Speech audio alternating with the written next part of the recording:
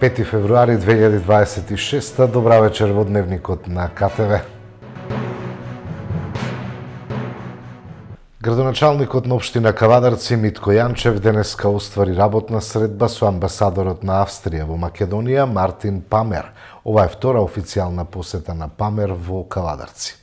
Денеска ме гости во општина Кавадарци на официјална посета нашиот драг и ценет пријател, австријскиот амбасадор, неговата екселенција со седиште во Скопје во Македонија, со кој што имаме долго годишна соработка и обострана поддршка. И како општина, меѓутоа и како амбасада, со австријскиот народ и австријската влада имаме прекрасни релации на ниво на општина, каде што разговаравме денеска и за неколку економски проекти, за во делот на поддршка на културни настани, меѓутоа и во делот на поддршка за обука и воспоставување на регионален центар за тренинг, обука во делот на заштита од пожар или гасење на пожарот. Знаете дека во Македонија таков центар не постои.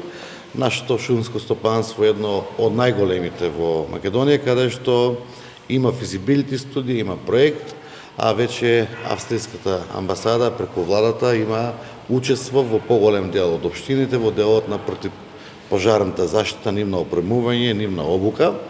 И би било добро да еден центар таков се добие во Македонија, каде што нашите пожарникари и при шумско стопанство и при територијалните противпожарни единици ќе добијат соодветни обуки, соодветен третман и соодветни насоки за делување на различни ризични пожари, каде што ќе ни биде и текако од голема помош, доколку изградиме таков систем и изградиме добра екипа со добра опрема, ние како блиски партнери со Европската унија и со Австрија и со другите земји, може тие луѓе да се наоѓаат и за на нашите територии, меѓутоа да помагат и регионално во било која друга држава, така да ние нашите контакти помеѓу амбасадата и општина Кавадарци ги одржуваме на високо ниво, одржуваме во делот и на винарството, во делот и на туризмот, така да мислам дека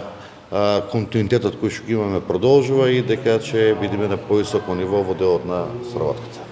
Biće mene velika čest i zadovoljstvo da dojdem za Den Sveti Trifun. To je proslava vino i vinarstvo. Kako rekao gospodine gradonačelniče, imamo dobra saradnja, ima i dovoljno dobre kompanije iz Kavadaci koje imaju odnose za austrijske kompanije i austrijski biznes. Rekao gospodine gradonačelniče, područje, oblast vino, u Austriji imamo dobro vino, u Makedoniji ima Severnoj Makedoniji ima mnogo ubavo vino, znači ima puno stvari koje možemo da zajedno napravimo.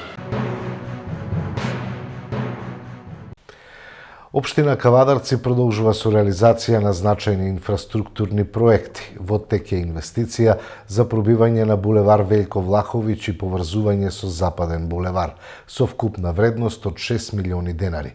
Проектот опфаќа уредување на површина од 4900 метри квадратни и има за цел подобрување на сообраќајната поврзаност и безбедноста во овој дел од градот. Со вакви капитални инвестиции ја подобруваме инфраструктурата и создаваме подобри услови за секојдневно функционирање на граѓаните. Продолжуваме силно во интерес на развојот на Кавадарци, истакнуваат од општина Кавадарци.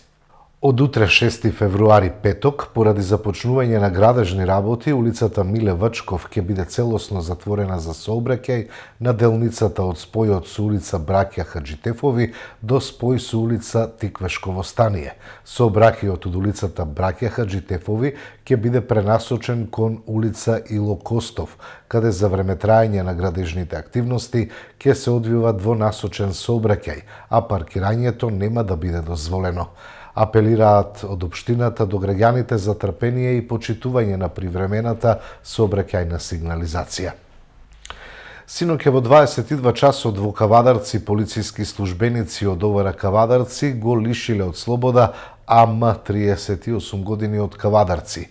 При претрес во неговиот дом извршен со судска наредба од Основен суд Кавадарци биле пронајдени одземени гасен пиштол, рамка со куршум, воздушен пиштол, 2 револвери и 58 куршуми 9 мм, кои ги поседувал без соодветна документација.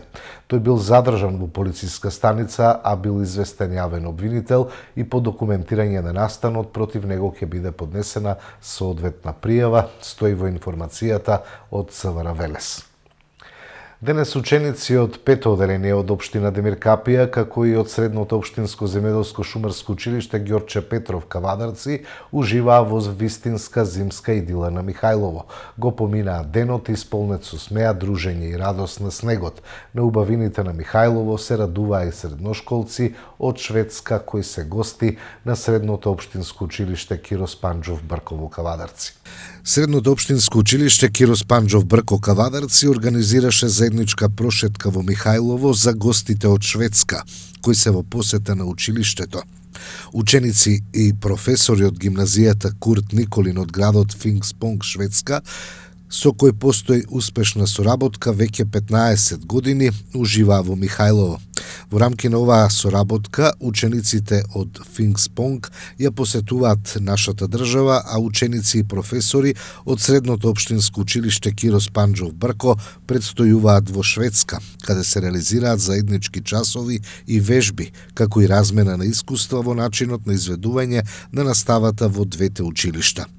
Соработката представува значаен придонес за меѓукултурна размена, професионален развој и збогатување на образовниот процес.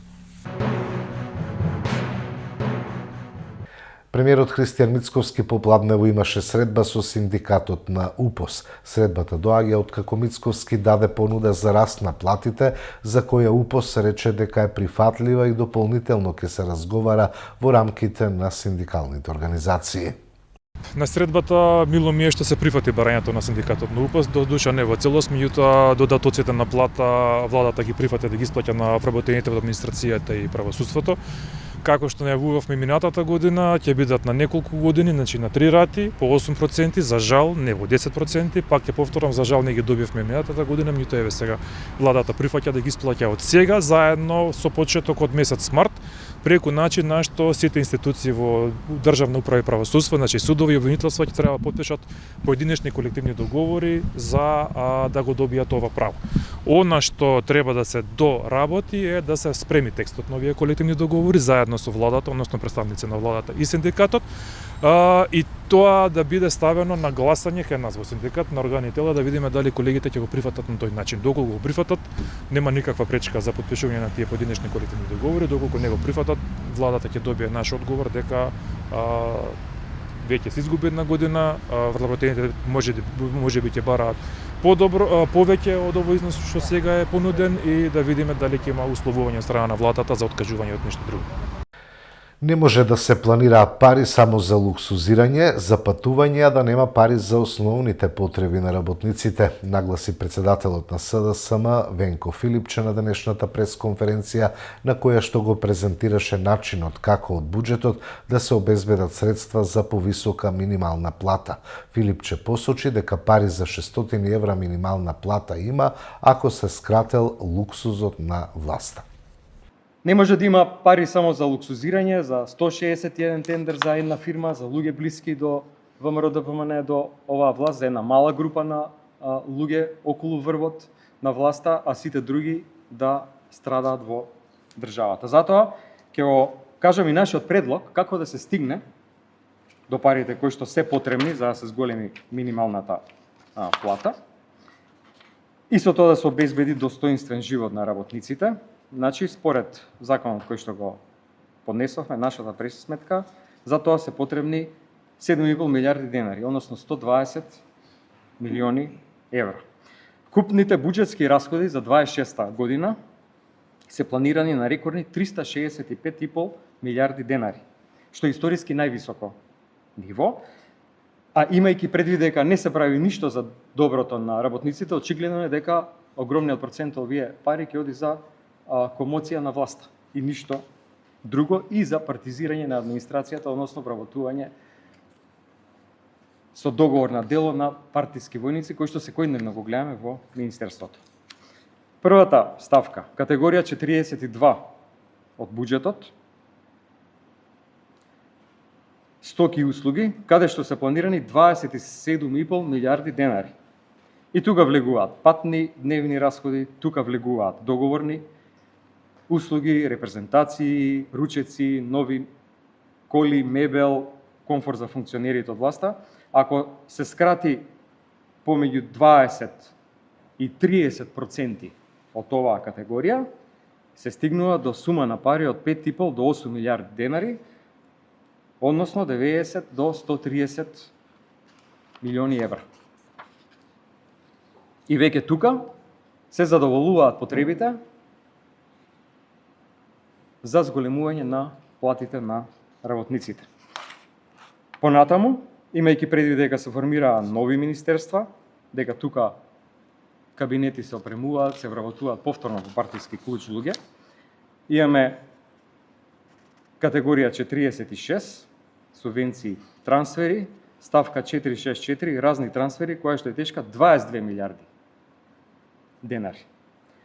Од кои што може со 20% да се обезбедат, кратење, да се обезбедат дополнителни 75 милиони евра. Значи, во само две категории, 46 и 42, може да се обезбедат помеѓу 130 и 200 или 205 милиони евра, сосема доволна сума на пари. Прво, да се зголемат платите на работниците до 600 евра и, одам чекор понатаму, да се излезе во пресред на барањето и потребата на приватните компании да се субвенционираат придонесите за разните осигурувања со цел да и приватните компании ги зголемат платите на работниците без да имаат дополнителен терет во плаќање на придонесите. Лицата кои повикуваа на тепање и убивање на протестите против безбеден град, активно вклучени во кампањата на СДС и Спасовски, обвини на денешната пресконференција Бране Петрушевски од ВМРО ДПМН. Лицата кои деновиве повикаа на тепање и убивање на полициски службеници поради желбата да возат без возачки дозволи, поради проектот Безбеден град, биле активно вклучени во кампањата на Оливер Спасовски, што може да се види на фотографијата на екранот.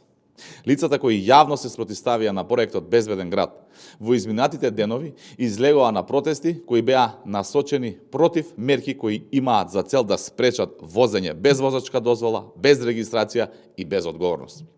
СДС и Спасовски, да подсетиме за јавноста, гласаа против имплементација на проектот Безбеден град во Собранието. Замислете, екс-министер за внатрешни работи, кој не направил буквално ништо во насока на подобрување на сообраќајната безбедност, гласаше против. Јавно ги прашуваме СДС и Оливер Спасовски, дали ќе се дистанцираат и оградат од овие протести и од лицата кои повикуваа на јавен линч, и дали сметаат дека е прифатливо да се протестира против сообраќајен ред, закон и безбедност. СДС и Оливер Спасовски мора да дадат одговори на јавност, затоа што за време на протестите беа забележани закани со насилство и убиство, и ова е повеќе од алармантно. Почитувани, ваквото однесување е недозволиво во демократско општество и затоа ги повикуваме сите надлежни институции да постапат без селекција и без двојни аршини, строго согласно закон и да обезбедат одговорност за сите кои испраќаат закани за насилство. СДС и Оливер Спасовски повторно се обидуваат да направат саботажа на се што е добро и е од интерес за граѓаните. Целта на Безбеден град е да се зголеми безбедноста на граѓаните во сообраќајот. Секој оној кој се залага за безбедност и ред во сообраќајот го поддржува овој проект.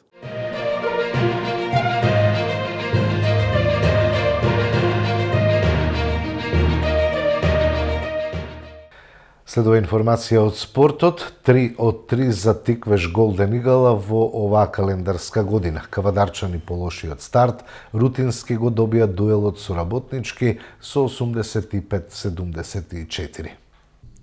Кошаркарските суперлигаши во турборитам вчера ги одиграа средбите од вонредното 14-то коло. Кожув стави крај на серијата порази и славеше и тоа убедливо на гостувањето кај Гостивар со 57-73. МЗТ како апсолутен фаворит го совлада Фенерџијата Ангели со 95-74. Според сите очекувања, неизвесен надпревар одиграа Феникс и Куманово. Кумановци прокоцкаа водство од плюс 7 поени и на крај загубија, и тоа трет пат поред, со 86-84. Пелистер на гостувањето кај Новелијата во Лигата Маџари одигра израмнети 3/4, но на крај славеше со сигурни 83-99. Во дербито на колото во Кавадарци, Тиквеш Голден Игл го пречека Работнички. Работнички подобро го отвори над преверот и го доби првиот период со резултат 16-22. Но Кавадарчани возвратија со одлична игра во вториот период, кој го добие со 31-10. Работнички се врати на стартот на третиот период и стигна до -2, но Тиквеш на крилијата на своите странци повторно стигна до двоцифрена предност и рутински го доби над преварот со 85-74. Хенри постигна 16 поени, сите во првото полувреме, а Хокинс, Парсонс и Минси додадоа по 14.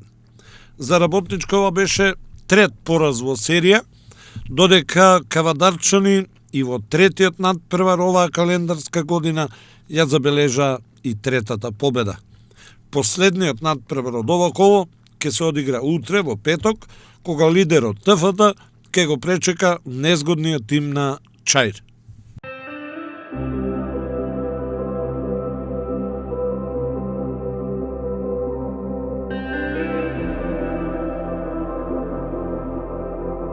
Времето утре, предпладне ќе се задржи променливо облачно, попладне ќе има услови за врнежи од дожд, ќе дува слаб до умерен ветер од јужен правец, температурата од 3 до 12 степени. Нови врнежи ќе има во недела и почетокот на следната седмица, кога ќе настапи заладување со повремени врнежи од дожд, а на планините и во некои од повисоките места од снег. Ги гледавте содржините во Дневникот, благодарам што бевте со нас, имајте пријатна вечер.